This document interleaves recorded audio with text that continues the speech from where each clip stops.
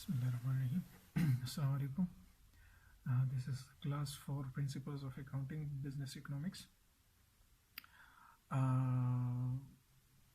अच्छा, last time हमने bank reconciliation statement पढ़ा और उस पर हमने एक एग्जाम्पल किया. इस लेक्चर में हम एक दूसरा एग्जाम्पल जो है उसको ट्राई करेंगे और उसको समझेंगे कि किस तरीके से हमने बैंक रिकन्सिलिएशन स्टेटमेंट बनाना है. ठीक, सो अभी आपके सामने एक एग्जाम्पल पड़ा हुआ है.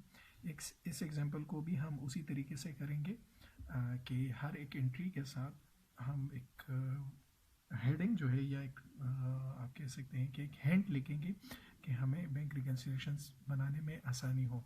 ठीक, सो एग्जाम्पल क्या कहता है कि XYZ company ending balance as per bank statement is $300,000 on February 28, 2018. सही, बैंक का जो स्टेटमेंट शो कर रहा है वो 300,000 अमाउंट शो कर रहा है, while the company cash ledger shows a balance of 260,900. सही, 2,60,900 जो है वो बैलेंस शो कर रहा है. ठीक, अब दोनों का बैलेंस जो है वो डिफरेंट है. सही, सो जो पॉइंट्स ऑफ डिफरेंस हैं वो गिवन है. वो क्या क्या हैं? सबसे पहले है कि bank statement contains $100 service charges. सही, बैंक स्टेटमेंट शो कर रहा है कि उसमें $100 जो है वो सर्विस चार्जेस हैं. ठीक, अब सर्विस चार्जेस के लिहाज से जिस तरह पिछले लेक्चर में हमने कहा था कि सर्विस चार्जेस जो है बैंक उसकी कटौती करता है, लेकिन जो डिपॉजिटर है या जो बिजनेस है वो अपने कैश लेजर अकाउंट में उसकी एंट्री नहीं करता. सही, ना करने की वजह जो है वो यही है कि उसको उसके टाइम रिस्पॉन्स का पता नहीं होता. ठीक, कि वो कटौती कब कब जो है वो होनी है और कितनी होनी है. ठीक, सो बैंक स्टेटमेंट का $100 की कटौती जो है वो बैंक ने तो की है लेकिन कैश लेजर अकाउंट में नहीं हुई.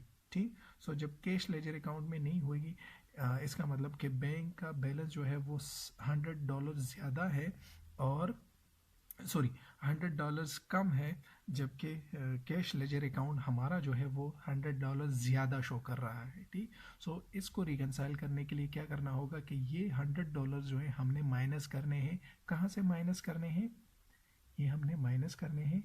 और कहाँ से माइनस करने हैं? ये हमने जो कैश बैलेंस है हमारा लेजर का, ठीक, लेजर का कैश बैलेंस जो है हमने वहाँ से माइनस करना है. सो यहाँ हमने हिंट लिख दिया कि ये अमाउंट हमने माइनस करनी है कैश बैलेंस के लेजर अकाउंट से. ठीक, अच्छा, दूसरी जो एंट्री है bank statement contain interest income of $20.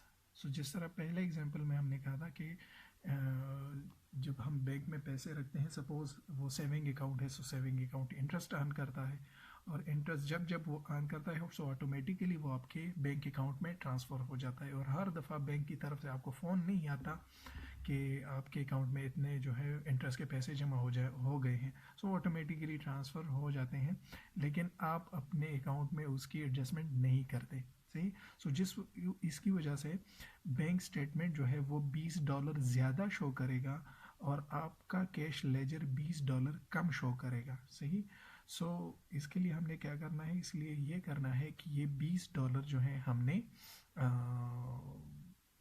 अपने उसमें बैंक के अकाउंट में क्या करने हैं? ऐड करने हैं. ठीक, सॉरी, बैंक नहीं, कैश लेजर में हमने क्या करना है? ऐड करने हैं. सो ये अमाउंट ऐड होगा और कहाँ पे होगा? कैश बैलेंस ऑफ लेजर जो है इसके साथ आप एल लिख दें सो आसान हो जाएगा कि कैश बैलेंस ऑफ लेजर.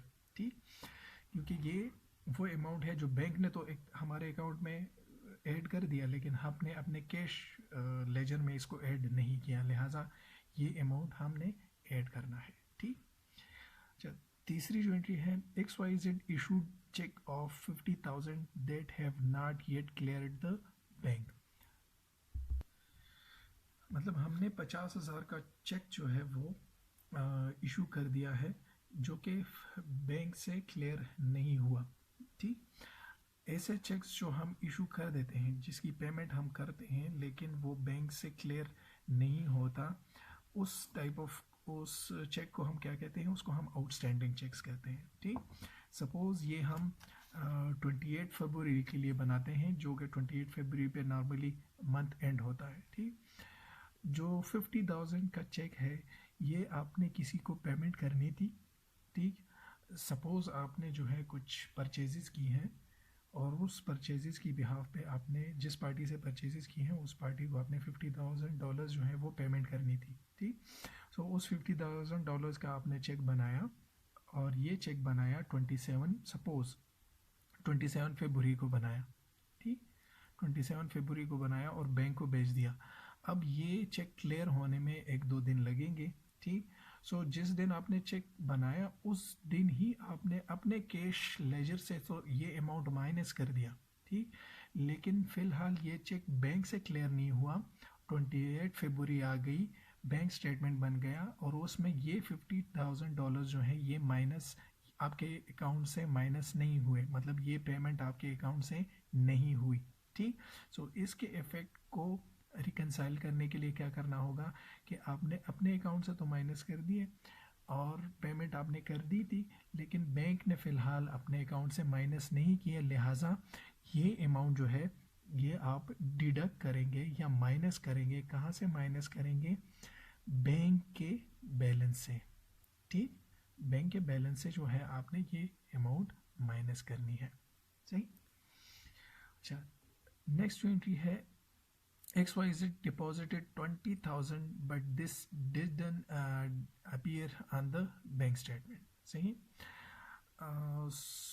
सो ये वो अमाउंट है 20,000 जो आपने एक चेक आपको मिला है, मतलब आपने कुछ सेलिंग की है। ठीक, उस सेलिंग की बेस पे जिस पार्टी को आपने कुछ सेलिंग की है उस पार्टी ने आपको $20,000 का चेक भेजा है एज अ पेमेंट। ठीक, सॉरी। सो जिस दिन आपको ये चेक मिला आपने वो आगे बैंक को फॉरवर्ड कर दिया। सो बैंक को फॉरवर्ड करते वक्त आपने अपने लेजर अकाउंट में $20,000 जो है वो ऐड कर दिए। ठीक, लेकिन अगेन सपोज ये चेक भी आपको 27 फरवरी को मिला है। सही। सो 27 फरवरी को आपको ये चेक मिला, आपने अपने कैश अकाउंट में $20,000 ऐड कर दिए और ये चेक फॉरवर्ड कर दिया बैंक को। अब बैंक इसको क्लियर करने के लिए 1-2 दिन लेगा। सही, लेकिन 1-2 दिन गुजरने के साथ वो 28 फरवरी आ गई। 28 फरवरी को जो बैंक का स्टेटमेंट है वो बनता है। सो बैंक के स्टेटमेंट में ये $20,000 जो ऐड होने थे आपके अकाउंट में वो ऐड नहीं हुए। ठीक, सो इसको रिकनसाइल करने के लिए क्या होगा कि आपने ये अकाउंट ऐड करना है और कहाँ पे ऐड करना है? बैंक के बैलेंस में आपने ऐड करना है। ठीक, अच्छा, यहाँ पे जो है इस किस्म के चेक को जो आपके अकाउंट में ऐड होना होता है लेकिन बैंक के जो नॉर्मल प्रोसीजर है उसकी डिले की वजह से वो ऐड नहीं हो पाता, इसको हम डिपॉजिट एंड ट्रांजिट कहते हैं। ठीक, और जो पेमेंट आपने करनी होती है और पेमेंट का चेक जो है वो बैंक की प्रोसेस की वजह से डिले हो जाता है, मंथ एंड हो जाता है और वो डिडक्शन आपके बैंक अकाउंट से नहीं होती, उसको हम आउटस्टैंडिंग चेक्स कहते हैं। ठीक, सो ये $50,000 का चेक जो है ये आउटस्टैंडिंग चेक है। आउटस्टैंडिंग चेक वो होते हैं जो आउटगोइंग या पेमेंट वाली फिगर्स होती हैं। ठीक, जो पेमेंट्स वाली फिगर होती हैं वो आउटस्टैंडिंग चेक, और जो डिपॉजिट वाली होती हैं लेकिन बैंक की प्रोसेस की वजह से वो एंटरटेन नहीं होता, उसको हम डिपॉजिट एंड ट्रांजिट कहते हैं। सो ये डिपॉजिट एंड ट्रांजिट वाला चेक है। ठीक, अच्छा, नेक्स्ट जो है, a check for amount of $70 issued to the office supplier was misreported in the cash payment journal as 370। सही। एक चेक है जिसकी अमाउंट बनती है $470। सही, वो आपने इशू कर दिया है, जो कुछ आपने ऑफिस सप्लाईज ख़रीदी थी उसकी बिहाफ पे। ठीक, लेकिन वो मिस रिपोर्ट हुआ है आपके अकाउंट में और आपने 470 की बजाय 370 जो है वो लिख लिया है। ठीक, आपने अपने अकाउंट में 370 लिख लिया है। ठीक, सो अब यहाँ पे आपने $100 जो है वो क्या लिखे हैं, कम लिखे हैं। आपने $470 जो है वो लिखने थे और आपने $370 लिख लिए, मतलब $100 आपने कम लिखे हैं। ठीक, सो ये $100 क्या होंगे, ये आपके अकाउंट से डिडक्ट होंगे, माइनस होंगे। कहाँ से माइनस होंगे, आपके कैश बैलेंस ऑफ लेजर जो है वहाँ से माइनस होंगे। अच्छा, ये माइनस क्यों होंगे $100? सो माइनस इसलिए होंगे कि आपने चेक तो बनाया है 470 का, सही, चेक आपने बनाया है 470 का, और आपके बैंक अकाउंट से $470 की पेमेंट जो है, जहाँ जो आपने ऑफिस सप्लाईज खरीदी हैं उनको $470 पेमेंट हो गई है। ठीक, लेकिन आपने अपने कैश लेजर में 370 लिख दिया है। ठीक, आपने कम लिख दिए हैं। ठीक, सो इसकी वजह से क्या होगा कि बैंक के बैलेंस में $100 जो है वो कम होंगे और आपके कैश लेजर में $100 ज़्यादा होंगे। ज़्यादा इसलिए होंगे कि आपने $100 कम यहाँ पे शो किए हैं। ठीक, आपने 470 देने थे, ठीक, और आपने 370 लिखे हैं। सो ये क्या होगा कि $100 जो हैं आपके अकाउंट में ज़्यादा शो होंगे कैश लेजर में, जबकि बैंक के जो बैलेंस है वहाँ पे $100 जो है वो कम शो होंगे। ठीक, सो इस वजह से आपने क्या करना है कि ये $100 जो है अपने कैश बैलेंस से, लेजर के बैलेंस से आपने माइनस करने हैं। ठीक, अच्छा, नेक्स्ट जो है that is a note receivable of 9800 bye the bank. सही, बैंक ने आपके बिहाफ पे कुछ $9800 जो है वो रिसीव कर दिए हैं। सही, सो वो रिसीव हो गए हैं, लेकिन उसकी इंफॉर्मेशन या उसका इतला जो है आपको नहीं मिला। ठीक, क्योंकि नॉर्मली जो लार्ज बिजनेस ऑर्गेनाइजेशंस होती हैं वो अपने बैंक को लिबर्टी देती हैं कि जो नॉर्मल रूटीन के इनआउट्स होते हैं वो आपके बिहाफ पे करें। ठीक, सो ये नोट रिसीवेबल्स जो थे वो आप किसी कस्टमर के बिहाफ पे आपने कुछ लेट्स से कुछ अगेन प्रोडक्ट जो है वो सेल आउट किए थे, और उस सेलिंग की बिहाफ पे कस्टमर जो था उसने $9800 जो है जो अमाउंट उसको ड्यू था वो उसने वो आपके अकाउंट में सबमिट कर दिए हैं। ठीक, सो वो बैंक ने तो वो अमाउंट अपने आपके अकाउंट में ऐड कर दिया है, लेकिन आपने वो अमाउंट जो है अपने बुक्स ऑफ अकाउंट में या अपने कैश लेजर में उसको ऐड नहीं किया। बैंक ने ऐड कर दिया है लेकिन आपने ऐड नहीं किया। सो क्या होगा कि आप उसको ऐड करेंगे, और कहाँ पे ऐड करेंगे, जो आपका कैश बैलेंस लेजर का है वहाँ पे आप ये अमाउंट ऐड करेंगे। ठीक, लास्ट जो एंट्री है that a cheque of $520 deposited by the company has been charged as NSF। सही, सो ये एक चेक है जो आपको मिला था। ठीक, और वो चेक आपने बैंक को दिया है $520 का कि ये आपके अकाउंट में ऐड कर दे, बैंक के अकाउंट में ऐड कर दे। ठीक, सो $520 का चेक जब आपको मिला तो आपने अपने कैश लेजर अकाउंट में, जो आपका कैश लेजर है, ठीक, वहाँ पे तो आपने $250 जो है वो ऐड कर दिए। ठीक, लेकिन वो वही 520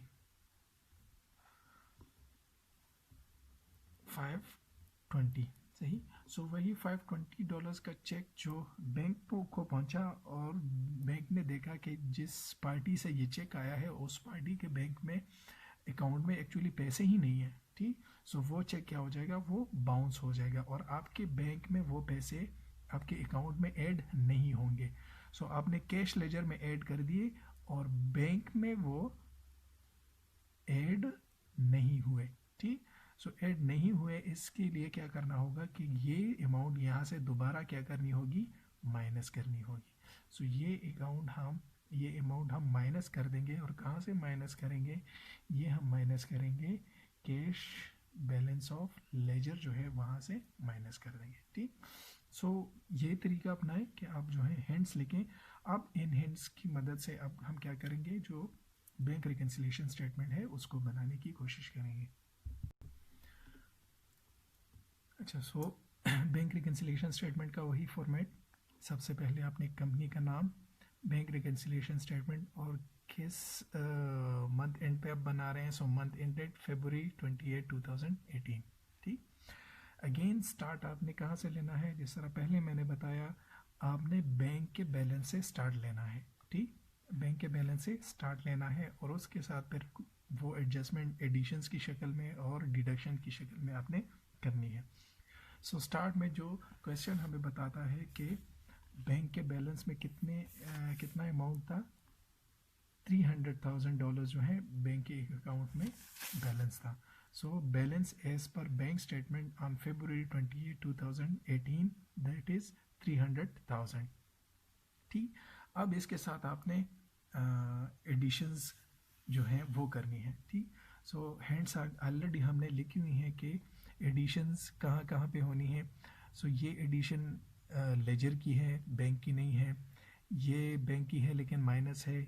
ये अमाउंट हमने ऐड करनी है बैंक के बैलेंस के साथ। वो क्या है, XYZ deposited 20,000 but this didn't appear on the bank statement.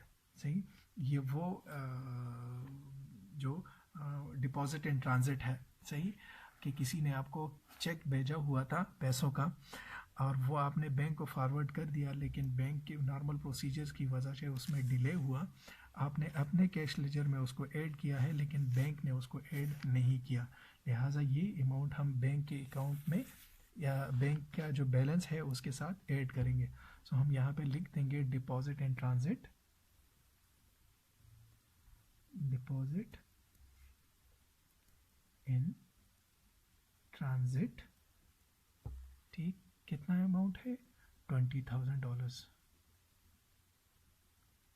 ठीक, अच्छा, और कोई एडिशन है, सो एडिशन यहाँ पे भी नहीं है, यहाँ है लेकिन ये लेजर का है, सो और कोई एडिशन नहीं है। ठीक, अब हम करेंगे डिडक्शंस, इसके से डिडक्शंस करेंगे। ठीक, सो अगेन ये डिडक्शन है लेकिन लेजर के बैलेंस से है, ये डिडक्शन है बिल्कुल।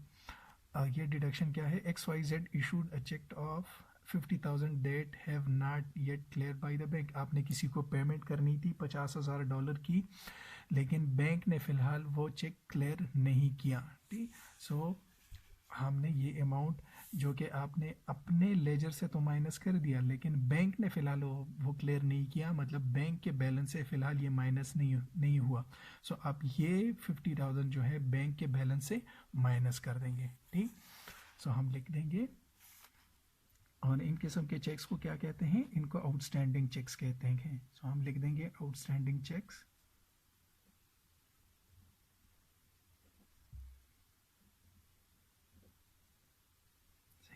कितनी अमाउंट है, $50,000।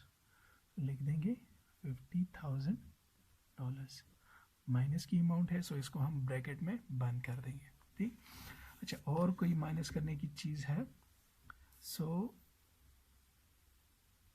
अगेन माइनस करने की, ये माइनस करने की है लेकिन लेजर से है, ये भी माइनस करने की है लेकिन लेजर से है। सो अगेन माइनस करने की और कोई एंट्री नहीं है। ठीक, सो लिहाजा हम बैलेंस निकाल लेंगे। ठीक, सो बैलेंस क्या बनेगा, बैलेंस बनेगा $270,000 और इसको हम क्या कहेंगे, adjusted cash balance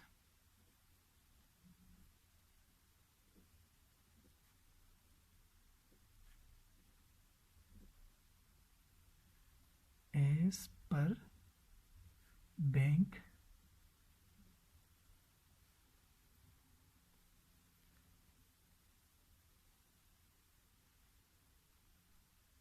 as per bank statement.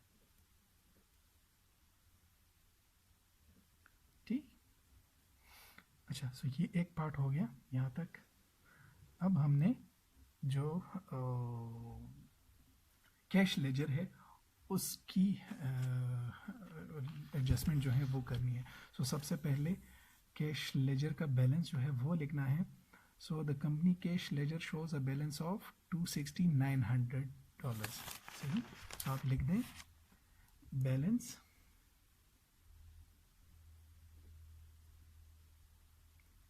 As per cash ledger February 28, 2018 और कितनी है 260 और $900। सही। अब इसके साथ आपने कुछ एडिशंस अगर हैं वो करनी है पहले। तो सबसे पहले एडिशंस,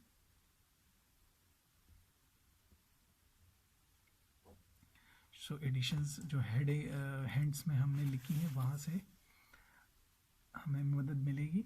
अच्छा, यहाँ पे सबसे पहले जो है वो माइनस की एंट्री है। सो माइनस की एंट्री बाद में करनी है, हमने सबसे पहले एडिशन की एंट्री करनी है। सो एडिशन की पहली एंट्री जो है वो ये है, bank statement contains interest income of $20। सो वही $20 आपने अपने कैश के लेजर में ऐड करने हैं, जो बैंक ने तो ऐड कर दिए हैं लेकिन आपने ऐड नहीं किए। सो आप यहाँ पे लिख देंगे ये किसकी अमाउंट है, इंटरेस्ट की अमाउंट है, कितनी है $20। आप लिख दें $20। ठीक। अच्छा, और कोई ऐड करने की एंट्री? सो और ऐड करने की एंट्री यहाँ ये ऐड है, लेकिन ये बैंक के बैलेंस का ऐड करने की एंट्री है यहाँ पे। हाँ, ये एंट्री है एक ऐड करने की लेजर के साथ। वो क्या है, a note receivable of 980,000 was collected by the bank. Bank ने आपके बिहाफ पे कुछ पेमेंट रिसीव की है।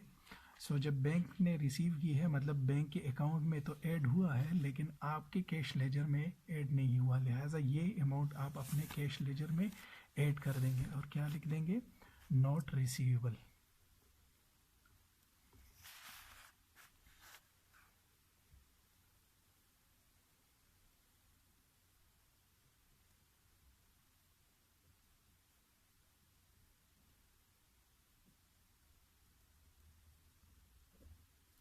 कितनी अमाउंट है, $9,800। ठीक। और ऐड करने की कोई एंट्री और ऐड करने की एंट्री नहीं है, लिहाजा हम क्या कर देंगे, अब जो डिडक्शंस हमने करनी है वो लिख देंगे। सो डिडक्शंस। ठीक। सो अगेन अब वो स्टेटमेंट उठाएं और जो जो डिडक्शंस करनी है वो लिखते जाएं। तो सबसे पहली वाली एंट्री जो है वो हमने डिडक्ट करनी है। वो डिडक्शन क्या है, bank statement contain $100 service charges. So $100 की सर्विस चार्जेस जो है बैंक ने आपके अकाउंट से डिडक्ट कर दी है, लेकिन आपने अपने कैश अकाउंट से वो अमाउंट डिडक्ट नहीं की, लिहाजा आप ये $100 जो हैं ये डिडक्ट करेंगे और ये क्या है, सर्विस चार्जेस हैं। सो आप लिख दें सर्विस चार्जेस कितनी है, $100। ठीक। और कुछ माइनस करने की एंट्री, सो ये ऐड करनी, ये माइनस है लेकिन बैंक में है, ये माइनस करने की एंट्री है। A cheque for amount of 470 issued to the supplier was misreported as 370। अच्छा, यहाँ पे आपने 470 की बजाय अपने अकाउंट से अपने कैश लेजर से 370 कैश जो है वो डिडक्ट किया हुआ है, लिहाजा आपने $100 जो है वो कम डिडक्ट किए हैं, लिहाजा यहाँ पे आपने $100 और डिडक्ट करने हैं इन ऑर्डर टू कि ये दोनों अकाउंट जो हैं वो मैच हो जाए। सो यहाँ पे आप लिख देंगे एरर ऑन चेक। कितना एरर है, $100 का एरर है। ठीक, वो भी आपने डिडक्ट करना है। और क्या डिडक्ट करना है, सो ये तो हो गया जी लास्ट वाली एंट्री। A cheque of 520 deposited by company has been charge to as NSF। सही, ये $520 का चेक जो आपने अपने कैश लेजर में ऐड किया हुआ था, ठीक, लेकिन जब वो बैंक तक पहुंचा सो बैंक ने कहा कि जो चेक हमें मिला है उस पार्टी के अकाउंट में तो सिर्फ ऐसे पैसे ही मौजूद नहीं है, लिहाजा वो बाउंस हो गया। सो जो आपने पहले ऐड किया हुआ था, लिहाजा अब वो दोबारा आप क्या कर देंगे, माइनस कर देंगे। सो आप लिख देंगे NSF चेक,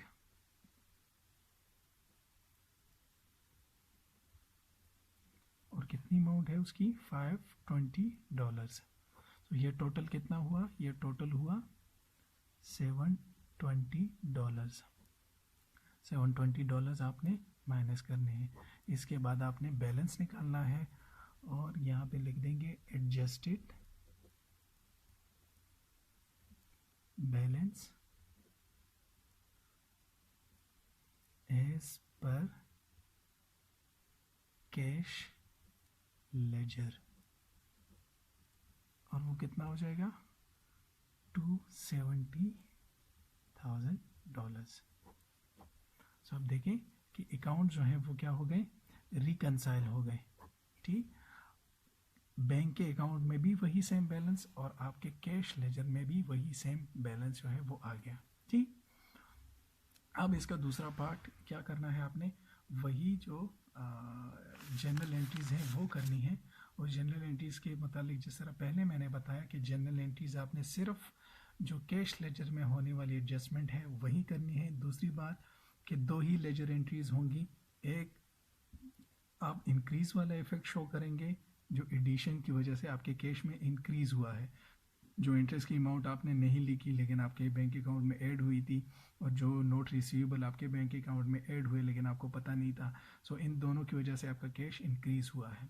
और दूसरा, जिस वजह से आपका कैश डिक्रीज़ हुआ है उसका इफेक्ट आप शो करेंगे। सो इन तीन वजहों से आपका कैश रिड्यूस हुआ है, वो इफेक्ट आप शो करेंगे। सो टोटल दो एंट्रीज़ बनेगी, एक एडिशन की वजह से जो इंक्रीज़ हुआ है और जो दूसरा डिडक्शन की वजह से डिक्रीज़ शो हुआ है। सो हमारी दो जनरल एंट्रीज जो है वो रिकन्सिलिएशन स्टेटमेंट के बिहाफ पे बनेंगी। एक हमारा कैश जो है वो टोटल 9,820 जो है वो इंक्रीज़ हुआ है। किस वजह से इंक्रीज़ हुआ है, एक इंटरेस्ट की वजह से इंक्रीज़ हुआ है और दूसरा नोट रिसीवेबल की वजह से इंक्रीज़ हुआ है। सो कैश इंक्रीज़ होने पे हम डेबिट एंट्री करते हैं। इंटरेस्ट अर्न जो कि रेवेन्यू है, रेवेन्यू के इंक्रीज़ पे हम डेबिट क्रेडिट एंट्री करते हैं। नोट रिसीवेबल जो आपके रिसीवेबल थे, रिसीवेबल में क्या हुआ है, डिक्रीज़ हुआ है। सो रिसीवेबल जो कि एसेट है, एसेट की डिक्रीज़ होने पे क्रेडिट एंट्री होती है। सो हमने क्रेडिट एंट्री की, सही। सो कैश डेबिट और इंटरेस्ट एंड नोट रिसीवेबल जो है वो क्रेडिट हो गए, ठीक। क्रेडिट और डेबिट का अगर इंक्रीज डिक्रीज़ होने का मतलब आपको अंदाज़ा नहीं है, सो एक वीडियो मैंने अपलोड की है rules of debit and credit, वो आप देख लें, सो आपको अंदाज़ा हो जाएगा, ठीक। दूसरी एंट्री आपने वो करनी है जिस वजह से आपका कैश जो है वो डिक्रीज़ हुआ है, ठीक। सो कैश आपका कितना डिक्रीज़ हुआ है, जो बैंक रिकन्सिलिएशन स्टेटमेंट आपको बता रहा है कि कैश टोटल आपका $720 जो है वो रिड्यूस हुआ है। किस वजह से हुआ है, सर्विस चार्जेस और एरर ऑन चेक और NSF चेक की वजह से, ठीक। सो कैश आप चूँकि आपका रिड्यूस हुआ है 720, सो आप कैश को क्रेडिट कर देंगे, ठीक। और डेबिट आपका क्या हुआ है, जो $520 का चेक आपका अकाउंट रिसीवेबल्स की बिहाफ पे जो रिड्यूस होने थे लेकिन वो रिड्यूस नहीं हुए, इंक्रीज़ हुए। सो आपका $520 जो है वो अकाउंट रिसीवेबल डेबिट हो जाएगा, ठीक। दूसरा सर्विस चार्जेस जो कि एक्सपेंस है, सही। सर्विस चार्जेस आपके क्या हैं, एक्सपेंसेस हैं। सो एक्सपेंसेस इंक्रीज़ होने पे क्या होता है, डेबिट एंट्री होती है। सो हमने डेबिट एंट्री की। ऑफिस सप्लाईज उसकी बिहाफ पे हमने $100 जो है वो एंट्री की, क्योंकि ऑफिस सप्लाईज जो है आपने $100 जो है वो कम शो किए थे, ठीक। सो वो टोटल जो है आपका $720 जो है कैश रिड्यूस हुआ है। सो ये इसकी जनरल एंट्रीज बनेगी। इसके मुतालिक अगर आपका कोई क्वेश्चन है उसे आप पूछ सकते हैं। Thank you.